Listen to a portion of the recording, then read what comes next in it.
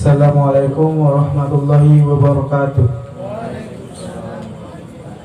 Bismillahirrahmanirrahim. Alhamdulillahirabbil alamin. Wassalatu wassalamu ala asyrafil anbiya'i wal mursalin wa ala alihi wa sahbihi ajma'in. Allahumma shalli ala Muhammad wa ala ali sayyidina Muhammad. Pertama-tama bersyukur kita kepada Allah Subhanahu wa taala. Pada malam hari ini kita masih diberikan kesempatan bertemu kembali dalam majelis taklim kita pada setiap minggunya. Karena dengan segala nikmat yang telah diberikan Allah, sampailah kita pada malam hari ini di tempat kita ini untuk mendengarkan majelis ilmu kita pada malam hari ini. Salawat berakaikan salam kita hadiahkan pula kepada junjungan kita Nabi besar Muhammad SAW. Allahumma salli wa sallim wa barik alaih. Semoga lisan kita terus senantiasa dibasahi salawat kepadanya, dan agar kelak kita mendapatkan syafaatnya di yaumil akhirat. Amin ya rabbal alamin. Bapak-bapak, ibu-ibu yang saya hormati, al-ustadz serta ikhwah dan akhwat yang datang pada malam hari ini, kami beritahukan bahwasanya pada Jumat lalu itu orang tua kita di rumah sebelah Ustadz meninggal dunia. Maka sebelum kita memulaikan pengajian kita pada malam hari ini, marilah kita membacakan suratul Fatihah kepada orang tua kita, Ibu Syamsiah binti Harun Nasution. Al-Fatihah. Bismillahirrahmanirrahim.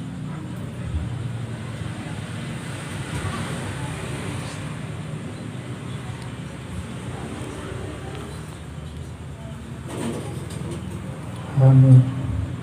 Semoga kuburan beliau, ibu kita, dilapangkan oleh Allah Subhanahu wa taala dan ditempatkan di tempat yang sebaik-baiknya. Amin ya rabbal alamin.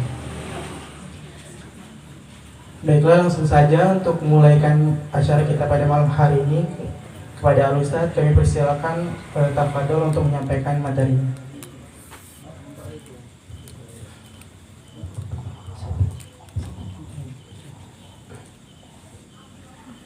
Assalamualaikum warahmatullahi wabarakatuh.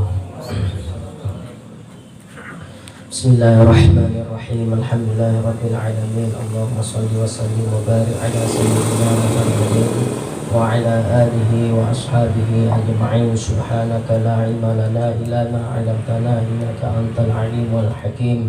Rabbi shrah li sadri wa yassir li amri wahlul 'uqdatam min lisani yafqahu qawli. Allahumma arzuqna fahman nabiyyin wa hifdzal mursalin wa ilhamal malaikatil muqarrabin bi rahmatika ya arhamar rahimin wa la haula wa la quwwata illa billahil aliyil azim. Ila hadratin nabiyil mustafa Muhammadin rasulillah sallallahu alaihi wasallam wa ala alihi wa sahbihi ajma'in.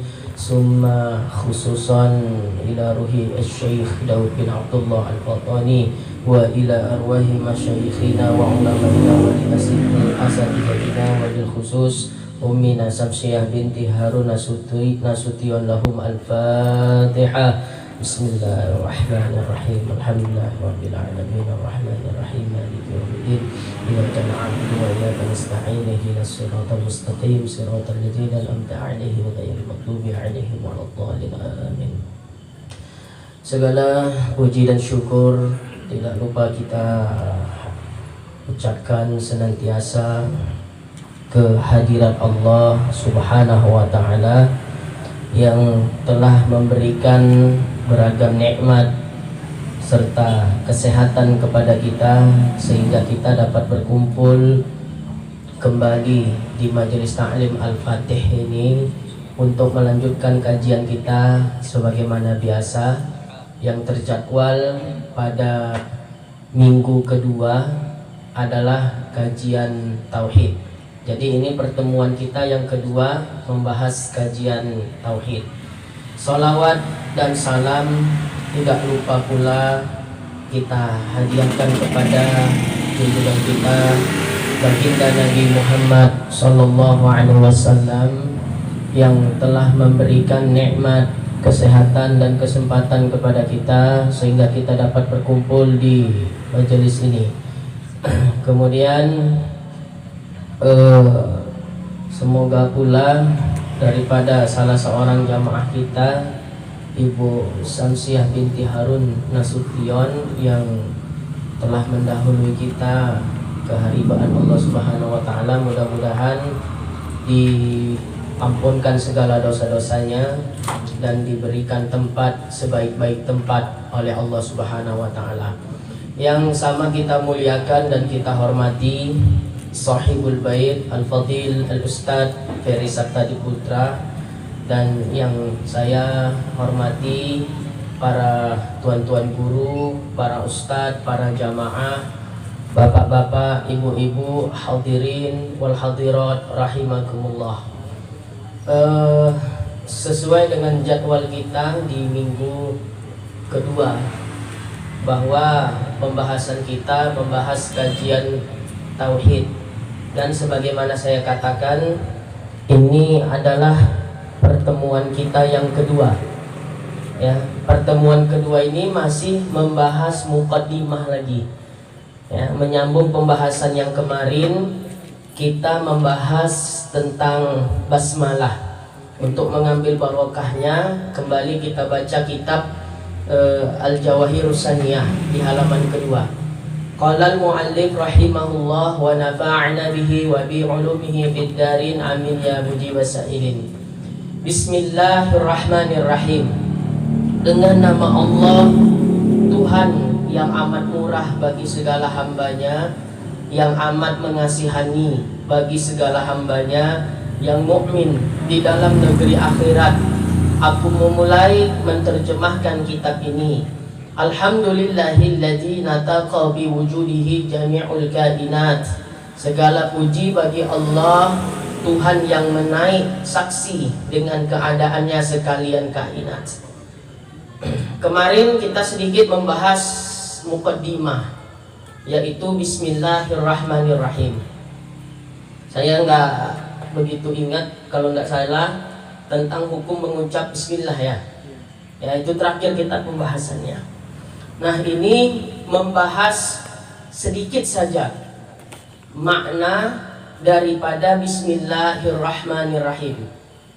Ya, sedikit saja. Bismillahirrahmanirrahim. Allah Subhanahu wa taala membuka daripada Al-Quran surah Al-Fatihah, membukanya dengan Bismillahirrahmanirrahim. Dan Bismillah ini dalam mazhab Syafi'i termasuk daripada ayat yang pertama dari surah Al-Fatihah. Termasuk ayat yang pertama dari surah Al-Fatihah dalam mazhab Syafi'i. Tapi menurut madhab yang lain seperti madhab Maliki, ayat pertama daripada surah Al-Fatihah itu Alhamdulillahirabbil alamin. Jadi Bismillahirrahmanirrahim tidak termasuk ya ayat dari surah Al-Fatihah. Makanya ada sebahagian kita temukan orang yang sholat membaca basmalahnya itu sir. Ya, membaca basmalahnya sir. Bismillahirrahmanirrahim. Alhamdulillahi rabbil alamin, Ar-Rahmanir-Rahim, Maliki yaumiddin. Sir, baca bismillahnya. Bismillahirrahmanirrahim. Macam di Mekah-Mekah itu ya Ustaz Ferry. Nah, itu sir. Kenapa mereka membaca sir? Karena mereka menganggap basmalah Bismillahirrahmanirrahim tidak termasuk daripada ayat pertama dari surah Al-Fatihah. Sementara di dalam madhab kita, madhab Syafi'i, bahwa basmalah itu Bismillahirrahmanirrahim adalah ayat pertama dari surah Al-Fatihah. Makanya ketika sholat baca Fatihah, baca basmalah juga. Kedua-duanya benar, dua-duanya ada dalilnya, dua-duanya ada riwayatnya. Kalau kita membaca Al-Quran, riwayat Imam Asim, Thoriq Syatibiyah, ya, riwayat Imam Asim, riwayat Hafaz, Thoriq Syatibiyah, itu membaca basmalahnya dibaca jahar, ya, dibacanya dibaca jahar. Nah, kesimpulannya, orang yang sholat membaca basmalahnya sir atau jahar, dua-duanya sah. Tak perlu kita begaduh, tak perlu berkelahi, tak perlu saling menghujat, tak perlu saling merasa benar tentang membaca basmalah yang dibaca kuat atau dibaca pelan. Dua-duanya benar. Hanya saja di dalam kitab Hasyiah As-Sawi ala Tafsir Jalalain, karya daripada As-Sayyid Alawi Al-Maliki Al-Hasani, disebutkan bahwa basmalah itu merupakan kalam Allah. Merupakan kalam Allah. Siapa yang mengingkari basmalah sebagai kalam Allah, fahuwa kafir bil ijma'.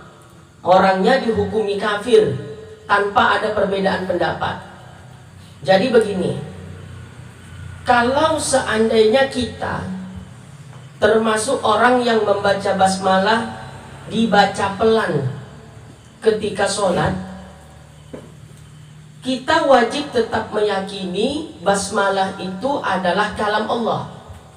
Tapi kalau ditanya, Ustadz, Bapak, kenapa tadi jadi imam baca basmalahnya pelan? Oh, basmalah itu bukan termasuk, ya, kalam Allah, fahuwa kafir bil ijma'. Orangnya dihukumi kafir tanpa ada perbedaan pendapat. Tapi ketika dijawab, ya, ketika ditanya kenapa tadi baca bismillahnya pelan, oh iya, kami ikut mazhab selain mazhab Syafi'i yang menganggap bahwasanya basmalah bukan termasuk ayat pertama dari surah Al-Fatihah. Jadi menurut Bapak basmalah itu termasuk kalam Allah atau tidak? Tetap dia kalam Allah Ta'ala. Maka itu tak ada masalah. Nah, yang kita khawatirkan ini orang yang ikut-ikutan, ya, orang yang ikut-ikutan jadi imam di Masjidil Haram, di Masjidil Haram baca basmalahnya sir, dia pun ikut-ikut baca basmalahnya sir. Ya, giliran ditanya kenapa tidak membaca basmalah secara jahar? Oh iya, basmalah itu barangkali bukan termasuk firman Allah katanya, ya, maka dia dihukumi kafir. Sesat. Ini kalau udah ustad-ustad kondang datang bingung saya mau nyampein apa ini. Ustad, nah, jadi itu sepintas tentang bismillah. Kenapa di dalam surah Al-Fatihah permulaannya itu dimulai dengan basmalah, seolah-olah basmalah itulah pembuka daripada Al-Quran. Disebut di dalam kitab Tafsir Sofwatu Tafasir jilid yang pertama halaman ke-17, karya dari Syekh Muhammad Ali As-Sabuni. Beliau masih hidup tapi sekarang dalam kondisi yang kurang sehat, ya, Syekh Muhammad Ali As-Sabuni. Beliau mengatakan orang-orang jahiliyah dulu terbiasa apabila ingin melakukan kegiatan aktivitas, mereka selalu menyebut nama Tuhan-Tuhan mereka, berhala-berhala. Bismillah, contohnya Bismillata, ya, Bismil Uzza, Bismil Hubal, itu kan nama-nama berhala mereka.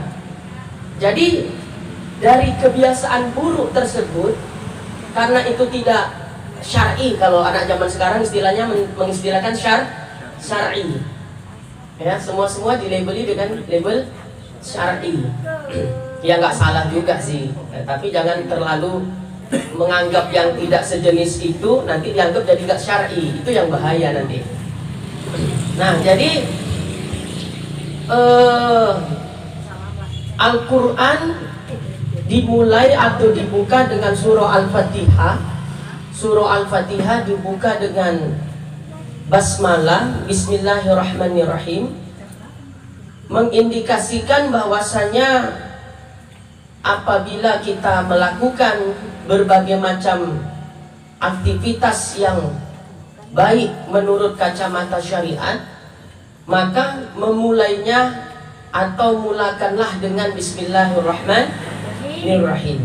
Ya, jangan lupa, sampai di dalam kitab Syarah Uqudulujain, ya, karya daripada Syekh Muhammad Nawawi Ibnu Umar Al-Bantani Al-Jawi Asy-Syafi'i rahimahullah, ada seorang tabib yang sakit parah sampai dokter-dokter tak tahu lagi apa obatnya. Kemudian dia pasrah kepada Allah Subhanahu wa taala, setiap hari mewiridkan Bismillahirrahmanirrahim. Setiap hari dia baca bismillah, mungkin 1000 kali, 7000 kali, dengan harapan mengambil berkah, tabarukan. Ya, kalau kita ya istilahnya tabarukan dengan Bismillahirrahmanirrahim, mengharap kesembuhan daripada basmalah itu. Qadarullah sembuh. Ya, Allah berikan kesembuhan secara total kepada orang tersebut karena berkah daripada Bismillahirrahmanirrahim itu. Nah, itu bisa dibaca di dalam kitab Syarah Uqudulujain, kitab yang membahas tentang kehidupan berumah tangga antara suami dan istri, ya, karya Syekh Nawawi Al-Bantani. Nah, jadi orang-orang jahiliyah sebelum masuk Islam, setiap kali mereka melakukan aktivitas-aktivitas sehari-hari, mereka juga menyebut nama Tuhan-Tuhan mereka, berhala-berhala itu. Bismillata, Bismil Uzza, Bismil Hubal. Karena mereka sudah Islam, digantilah ucapan-ucapan tersebut yang asalnya menyebut nama-nama berhala, diganti jadi Bismillah, dengan menyebut nama Allah. Artinya kalau Bismillata dengan menyebut nama Lata, Bismil Uzza dengan menyebut nama Uzza, Bismil Hubal dengan menyebut nama Hubal. Yang ketiga-tiga itu adalah berhala-berhala daripada orang kafir jahiliyah. Nah, itu ada disebut di dalam kitab Sofatul Tafasir. Nah, saya ingin mengijazahkan nih, kalau mau nih, amalan Bismillahirrahmanirrahim saya dapat daripada murid senior Al-Alama Al-Muhaddis Profesor Dr. Abuya As-Sayyid Muhammad bin Alawi Al-Maliki Al-Hasani, ulama ketamaan di kota Mekah, penyusun dari kitab Mafahim Yajibu an Tusoha. Beliau ada punya murid namanya Kiai Ihya Ulumuddin, ya, Kiai Ihya, sekarang menjadi ketua di alumni Abuya Sayyid, yaitu namanya Hayatus Sofwah yang bertempat di Surabaya. Beliau mengijazahkan diantaranya amalan agar hati kita dibuka oleh Allah Subhanahu wa taala, diberikan nur, cahaya oleh Allah Subhanahu wa taala. Dibaca Bismillahirrahmanirrahim itu sebanyak 77 kali. Ya, dibaca setelah selesai sholat subuh dengan cara meletakkan telapak tangan kita di dada kita begini. Bismillahirrahmanirrahim. Hudur ma'allah, hadirkan Allah, khusyuk, betul-betul penuh pengharapan kepada Allah Subhanahu wa taala supaya qabul. Jadi barangkali selama ini kita udah capek berbuat maksiat, pengen jadi orang baik, ya, atau sekarang ini udah berusaha jadi orang baik tapi kadang baik, kadang jahat, kadang lebih dominan jahatnya daripada baiknya.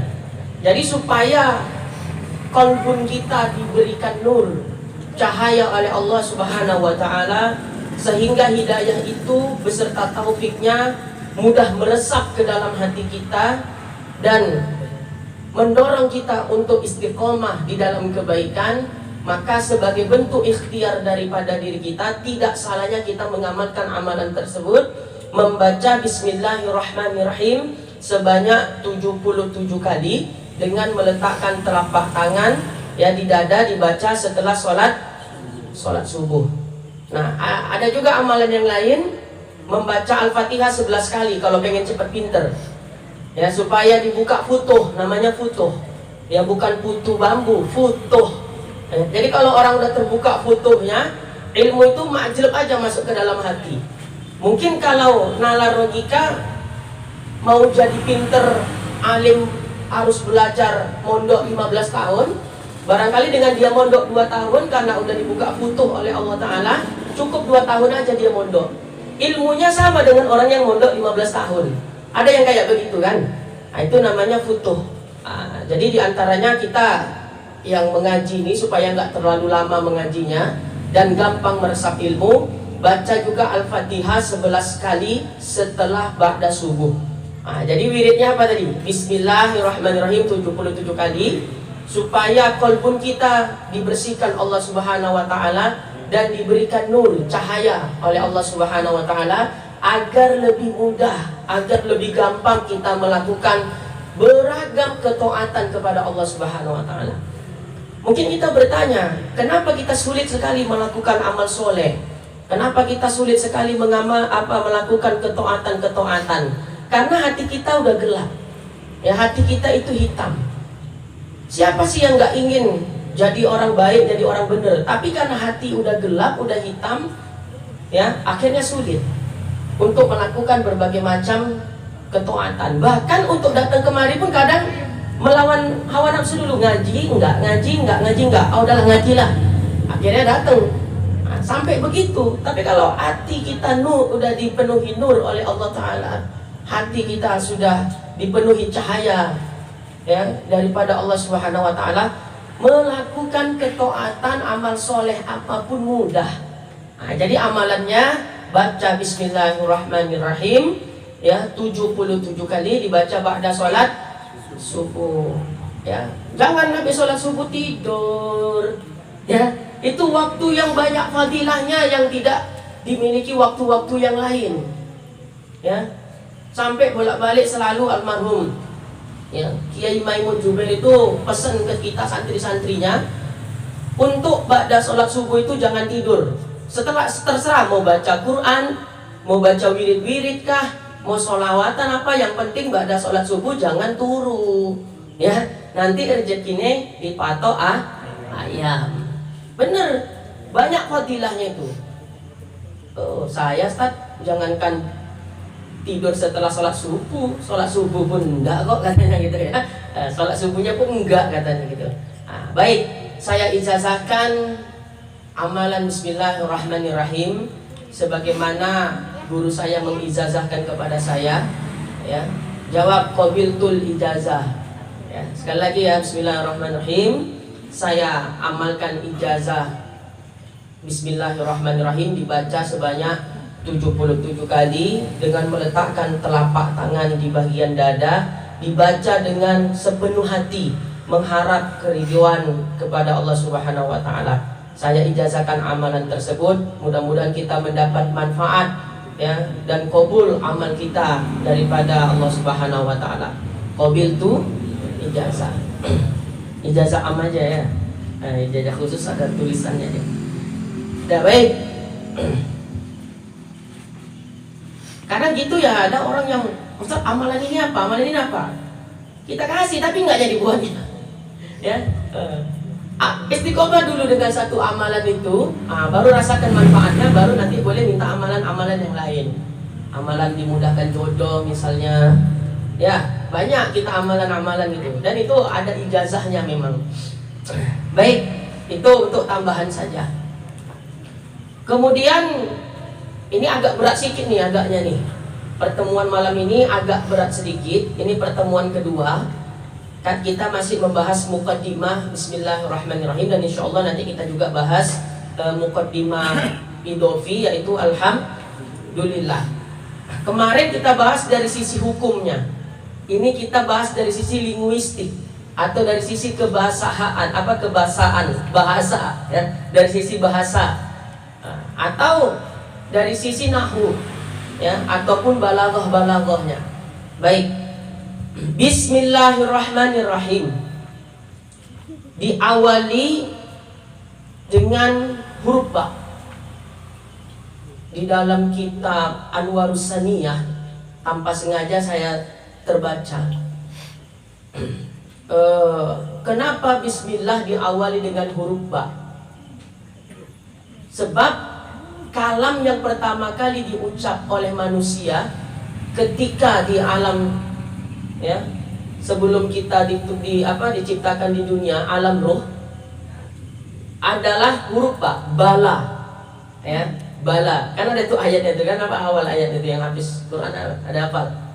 Saya teringat ini. Jadi jawaban kita ketika ditanya Allah Subhanahu wa taala pada waktu itu,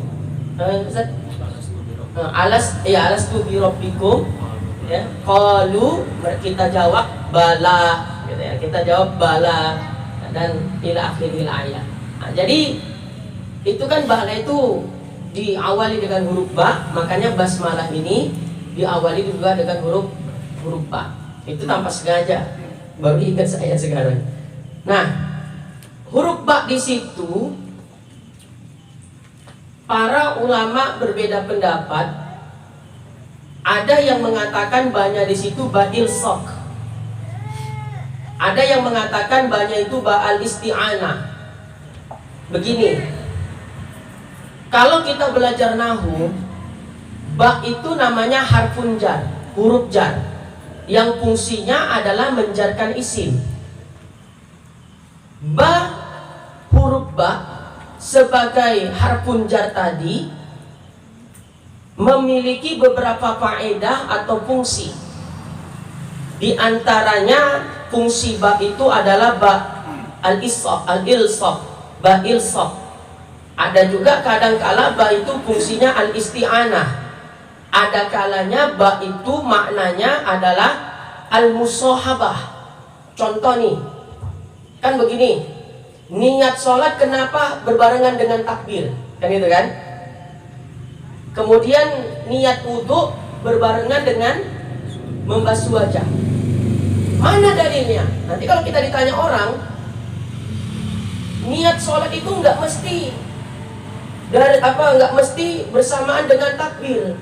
Kalau kita dalam mazhab Syafi'i kan niat muqaranah bi takbir. Niat harus serentak dengan takbir. Lisan mengucap takbir, Allah, hati usolli fardal maghrib ma'muman. Serentak, lisan mengucap takbir, hati menghadirkan niat sholat. Harus seperti itu. Nanti rinciannya ada muqaranah hakikiyah, ada muqaranah urfiyah. Nanti itu kita masuk pada bahasan fikihnya lah. Nah, di sini kalau ditanya nanti, mana dalil yang menyatakan? Kan ada orang suki-suki nanya, mana dalilnya? Mana dalilnya? Nanti ditanya balik, definisi dalil apa? Bingung. Jadi kalau kita diserang orang, mana dalilnya, mana dalilnya, mana dalilnya, jangan langsung jawab. Kita gantian nanya, menurut ente definisi dalil apa? Oh, definisi dalil itu segala sesuatu yang dicontohkan Nabi. Oh, berarti dia sendiri pun nggak paham apa itu dalil. Ya, nah, jadi jangan kayak begitu ya. Nah, baik, kita ditanya orang, mana dalil niat itu harus berbarengan dengan takbir? Karena menurut Imam Syafi'i radhiyallahu anhu, definisi dalil itu adalah qasdu syai'in muqtarinan bi fi'li. Menyengaja sesuatu bersamaan dengan perbuatan. Ya, makanya niat sholat harus bersamaan dengan takbir. Niat wudu harus bersamaan dengan membasuh wajah pada basuhan yang pertama. Karena rukun wudu yang pertama di dalam Al-Quran, ya ayyuhalladzina amanu idza kuntum ila sholati faghsilu wujuhakum, adalah wajah. Makanya niat wudu itu harus bersamaan dengan membasuh wajah. Nah, ini nanti mau ditanya oleh mereka, mana dalilnya? Dalilnya hadis Nabi, innamal a'malu bin niat. Sesungguhnya amal itu dengan niat. Lantas mereka berhujjah lagi. Di situ kan tidak ada disebutkan oleh Nabi sebagaimana amalan mazhab Syafi'i. Niat harus berbarengan dengan takbir, niat wudu harus berbarengan dengan membasuh wajah. Coba perhatikan terjemahnya, katanya innamal a'malu binniyat. Ya. Amal itu dengan niat. Gak ada di situ Nabi mengatakan niat sholat harus bersamaan dengan takbir? Jawabannya begini.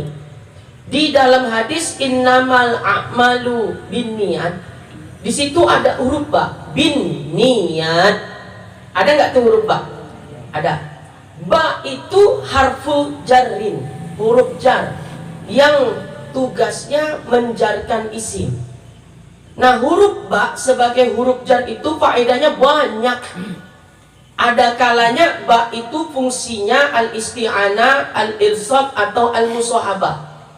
Di dalam hadis bin niat ini, fungsi huruf ba di situ adalah sebagai al-musahabah. Al-musahabah itu apa? Sesuatu yang dilakukan bersamaan, berbarengan. Makanya arti hadis itu innamal a'malu binniyat, sesungguhnya amal-amal itu berserta dengan niat atau bersamaan dengan niat. Dari ba-nya itu, karena makna ba itu adalah al-musahabah. Nah, itu cara istinbat dalilnya secara ilmu usul fikih. Bisa tuh ya. Nah, itu nanti kalau kurang jelas dilihat rekaman ulangnya. Jadi hadis itu huruf ba-nya maknanya al-musahabah. Ya, sepakat semua ulama nahwu, baik dari ulama Basrah ya ataupun ulama Kufah. Kalau belajar nahwu itu ada dua mazhab besar, mazhab Kufah, mazhab Basrah. Makanya ba itu sendiri ada yang menyebut huruf jar, ada yang menyebut huruf khafat. Ya, ada yang menyebutnya huruf jar, ada yang menyebutnya harfun khafdi. Huruf harfun khafdi adalah huruf khafdi. Paling sama maknanya, cuma beda istilah. Ulama Kufah menyebutkannya harfun jarin. Ulama Kufah menyebutnya harfun jarin, ulama Basrah semisal menyebutnya harfun khafdi. Nah, itu dia. Makanya di matan jurumiyah itu ya, al-kalamu wa lafzul murakabul mufidu bil wad'i wa aqsamu salasatun wa ismun wa fi'lun wa harfun ja'ali makna. Fal ismu yuhrafu bil khafdi wa tanwini ya bil khafdi. Nah, jadi itu peperangan bahasa antara madhab Kufah dengan madhab Basrah. Nah, makanya saya katakan tadi pertemuan kita kedua ini agak pening-pening sedikit lah kita nih ya. Jadi huruf ba pada bismillah itu, bismillah itu kan diawali dengan huruf ba. Makna huruf ba di situ pendapat yang rajih, pendapat yang paling kuat, maknanya adalah al-isti'anah. Al-isti'anah itu meminta pertolongan. Jadi ketika kita membaca bismillahirrahmanirrahim, karena ba-nya itu bermakna al-isti'anah, seolah-olah dengan membaca bismillahirrahmanirrahim itu kita minta tolong kepada Allah. Bismillahirrahmanirrahim, aku mohon pertolongan dengan menyebut nama Allah yang amat mengasihani, yang maha pengasih, maha penyayang. Nah, gitu dia. Jadi dari huruf ba-nya itu bermakna al-isti'anah. Kalau i'rabnya bismi adalah jar majrur. Ya. Dia menjadi khobar, kedudukannya menjadi khobar. Mubtada'nya itu takdirnya ibtidai ya, pada jumlah itu jumlah mubtada bisminya menjadi jumlah khobar syibhul jumlah. Itu keterangan bisa dibaca di dalam kitab Tafsir Al-Munir karya Asy-Syaikh Profesor Dr. Wahba Az-Zuhaili. Nah, ketika kita membaca misalnya, kita awali dengan bismillahirrahmanirrahim. Seolah-olah kita membaca itu memohon pertolongan kepada Allah Ta'ala supaya dimudahkan pemahamannya ya. Atau ketika kita makan, kita membaca basmalah bismillahirrahmanirrahim, maka maknanya itu adalah agar kita terhindar dari sesuatu yang menyebabkan mudarat ketika kita makan, dari tersedak dan lain sebagainya. Nah, itulah maknanya ya, mengucap bismillahirrahmanirrahim. Ba-nya di situ bermakna apa? Al-isti'anah, pendapat yang paling kuat. Kemudian Allah itu dalam istilah tauhid disebut al-ismul a'zam, nama Tuhan yang paling mulia atau nama Tuhan yang paling agung. Allah itu disebut dengan al-ismul a'zam atau nama Tuhan kita yang paling mulia atau yang paling agung? Saya pernah ditanya oleh orang, Ustadz, siapa yang memberi nama Tuhan kita Allah? Ya, siapa yang memberi nama Tuhan kita Allah? Dari mana kita kok bisa tahu nama Tuhan kita itu Allah? Saya jawab, segala sesuatu itu pasti punya nama. Kalau tidak punya nama maka tidak bisa dikenali. Kita pun demikian, mengenali Allah Ta'ala, mengenali Tuhan kita, Sang Maha Pencipta, haruslah ada namanya supaya kita kenal. Yang kamu tanyakan, siapa yang memberi nama Tuhan kita dengan nama Allah? Allah Ta'ala sendiri. Ya, dalilnya di dalam Al-Quran, innani anallaha la ilaha illa ana fa'buduni. Innani anallah, sesungguhnya aku anallah, aku adalah Allah. Nah, jadi Allah sendiri menyebut ya dirinya, zatnya dengan nama Allah. Makanya Allah itu termasuk daripada Al-Ismul A'zam. Dari sekian banyak nama-nama Allah Ta'ala ya, yang termaktub di dalam Al-Asma'ul Husna, yang 99 itu, nama Tuhan kita yang paling agung atau Al-Ismul A'zam adalah Allah. Kedua, nama Tuhan yang termasuk Al-Ismul A'zam adalah Ar-Rahman. Jadi yang pertama Allah, yang kedua Ar-Rahman. Dalilnya Ar-Rahmanu 'alal arsy istawa. Ini yang sering dijadikan dalil mereka, Allah bersemayam di atas arasy. Ar-Rahmanu 'alal arsy istawa. Allah tidak menyebutkan Allahu 'alal arsy istawa, tapi menyebut Ar-Rahmanu 'alal arsy istawa. Dan Ar-Rahman itu sigat mubalaghah. Kalau dalam istilah ilmu balaghah namanya sigatul mubalaghah. Nanti akan kita jelaskan sedikit. Nah, Allah Ar-Rahman termasuk Al-Ismul A'zam. Maka tidak ada yang boleh menggunakan nama ini selain Allah Ta'ala. Tidak boleh menggunakan nama ini selain Allah Ta'ala, kecuali diidofahkan dengan lafal yang lain. Abdullah berarti diidofahkan kepada Abdun. Ya, Abdur Rahman itu tak ada masalah. Tapi kalau namanya Allah saja, Ar-Rahman saja, itu tidak dibolehkan. Ya, karena dia termasuk daripada Al-Ismul A'zam. Nah, kemudian Allah itu kan sebuah nama. Kalau dalam bahasa Arab atau ilmu nahwu disebut dengan isim. Nama isim apa? Isim alam. Ya, isim alam. Nah, isim alamnya di sini adalah alamu mutarjal. Isim alam, ya, alamu mutarjal, yaitu sebuah nama yang tidak pernah dipakai siapapun dan tidak boleh dipakai oleh sesiapapun. Namanya alamu mutarjal. Ya, baik. Nah, itu tambahannya seperti itu.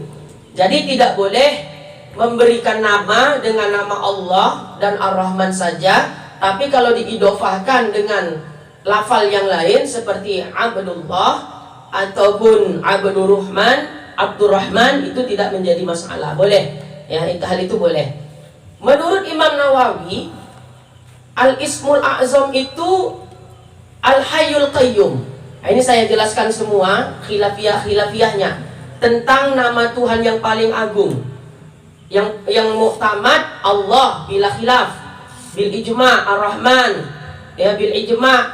Tapi menurut Imam An-Nawawi, nama Tuhan yang paling agung atau Al-Ismul A'zam adalah Al-Hayyul Qayyum. Itu Al-Hayyul Qayyum dalilnya adalah Allahu la ilaha illa huwal hayyul qayyum. Itu pendapat Imam An-Nawawi. Al-Imam Muhyiddin Abi Zakaria Yahya bin Syaraf An-Nawawi Ad-Dimashqi Asy-Syafi'i rahimahullah, yang masyhur dengan nama Imam Nawawi. Jadi ada 3 pendapat tentang Al-Ismul A'zam. Ada ijma', bil ijma' Allah dan Ar-Rahman. Pendapat dari Imam Nawawi adalah Al-Hayyul Qayyum. Nah, itu keterangannya seperti itu.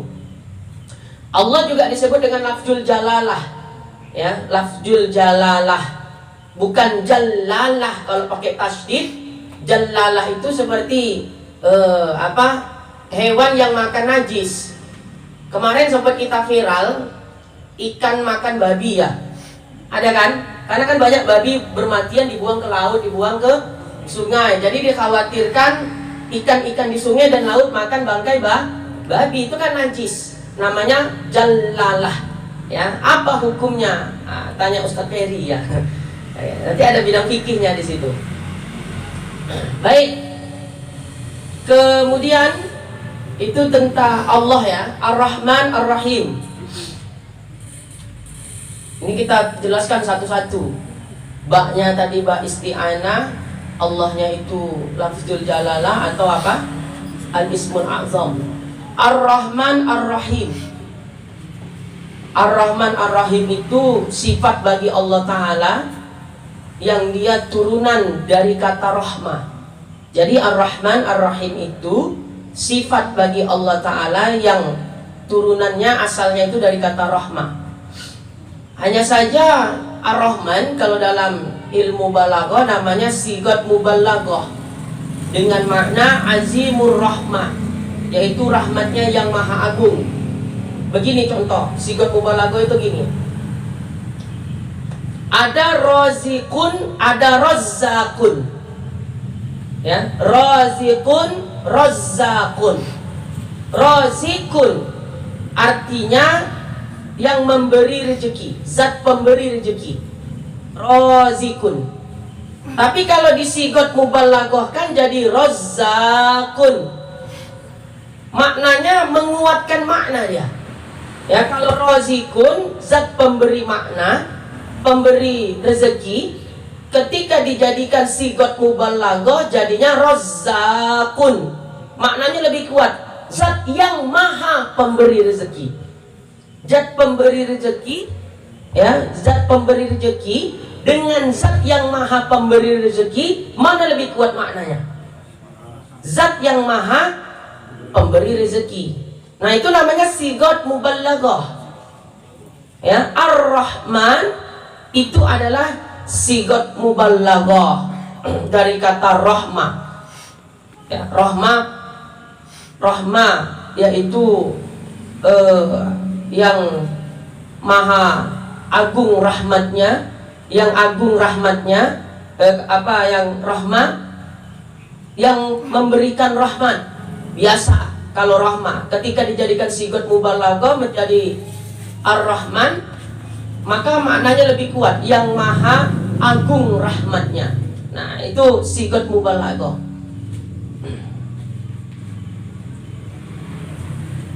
Payah ya. Tapi kalau nggak dijelaskan, nggak dijelaskan nanti nggak sedep kita ngajinya. Ini karena kita muqaddimah bahas Bismillah dan Hamdalah sikit-sikit supaya tahulah makna dari Bismillahirrahmanirrahim itu. Pokoknya paham nggak paham, yang penting ngaji. Ya, karena yang memberi paham itu bukan guru tapi Allah Ta'ala. Ya, yang memberi pemahaman adalah Allah Subhanahu wa Ta'ala. Makanya kita selalu ingat pesan dari almarhum Kiai Maimun Jubair. Kamu kalau ngajar, nak, cung, biasa beliau manggil cung. Kamu cung, kamu nak, kalau ngajar itu jangan niat jadi bikin orang pinter. Ya, jangan niatnya supaya orang jadi pinter. Kenapa? Kalau nanti kamu punya murid nggak pinter, kamu jadi marah-marah dan nggak ikhlas ngajar. Jadi pokoknya ngajar udah. Niatkan nasrul ilmi, menyebar luaskan ilmu. Yang penting ngaji, yang penting ngajar, paham gak paham itu adalah kersane Gusti Allah, kata beliau. Itu adalah urusannya Gusti Allah. Jadi bukan urusan guru. Makanya kalau ada guru merasa buat murid jadi pinter, itu udah salah niat berarti ketika ngajar. Ya, saya sampaikan aja, paham gak paham bukan urusannya saya. Itu Allah Ta'ala yang membuat kita jadi pintar dan memberi pemahaman. Pokoknya saya menyampaikan saja isi-isi di dalam kitab-kitab ini dengan niat nasrul ilmi, menyebar luaskan ilmu. Adapun yang hadir di sini paham atau tidak paham, itu adalah ya urusan daripada Allah Subhanahu wa Ta'ala. Tapi kita ya ikhtiar juga. Ya, ikhtiar tadi salah satunya baca Fatihah 11 kali pada subuh supaya dibukakan foto. Ya, banyak-banyak sholat tahajud. banyak-banyak baca Al-Quran. Itu termasuk mempermudah terbukanya futuh.